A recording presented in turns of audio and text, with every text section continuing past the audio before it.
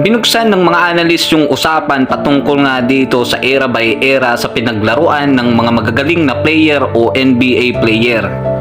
Sinabi nga ng isang analyst na sa panahon nga daw ni Lebron ay hindi nga daw physical yung laro at lagi nga daw itong sensitibo at konting higlap o konting tapik nga lang daw ay binibigyan agad ng foul. Nasagot naman yun ng isang NBA insider o isang analyst. Ang sagot niya nga dun kung paano naging softest era ang era ni Lebron, nandun nga daw si Kobe Bryant, Shaquille O'Neal at Allen Iverson.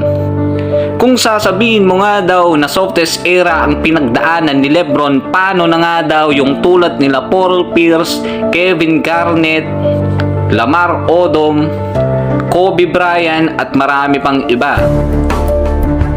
Bakit mo daw kasi tatawaging softest era ang pinanggalingan ni Lebron? 2003 siya na draft at napahirapan nga daw itong si Lebron at lalo na nga daw nung panahon na nandun pa sila Kobe Bryant o ang panahon nila Kobe Bryant, Kevin Garnett, Paul Pierce.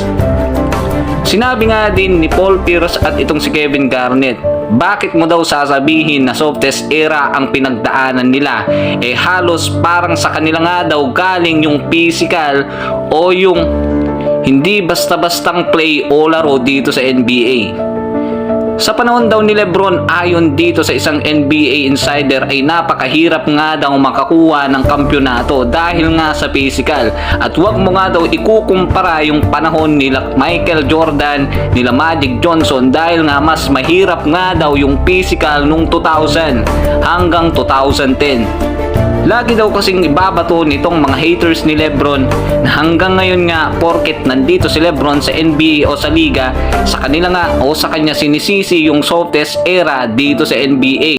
This video is sponsored by 1xBet. Get up to 7,000 pesos for your first cash deposit using the promo code 1xLoyD. Sa pag-sign up, gamit ang link na nasa comment section. Tumingin at mag-bet sa mga paparating na basketball games tulad ng NBA, PBA at iba pa. At laging tandaan, bet responsibly. Di naman natin masisisi yung mga tao, pero kung iisipin nung 2003 nga daw na draft itong si Lebron, andun pa sila Kobe Bryant, andun sila Tim Duncan, andyan nga si Paul Pierce at Kevin Garnett na laging physical yung laro tuwing nakakaharap din itong si Lebron. Pero para sa akin kasi nagsimula yung softest era nung 2020, doon na nagsimula. Pero ang alam ko nung panahon ni Lebron at nung panahon nila Paul Pierce at nung nagkakaarap pa sila at rivalry nga nitong Boston Celtics at marami pang iba kalaban itong si Lebron at Kobe Bryant, napaka-physical nga ng mga laruan. At hindi nga yun kasalanan ni Lebron dahil sa kanya din nanggaling yung pinakamahirap na pinagdaanan o pagdadaanan ng mga team bago nga makapasok sa NBA Finals at makakuha ng kampyonato. Dahil nga nag-umpisa sa Boston Celtics ang big team o ang big 3 at super team na nabuo, tulad nga nun ng sinabi nitong si Paul Pierce nung 2008 o 2008. Yun ang sabi ni Draymond Green sa kanyang podcast.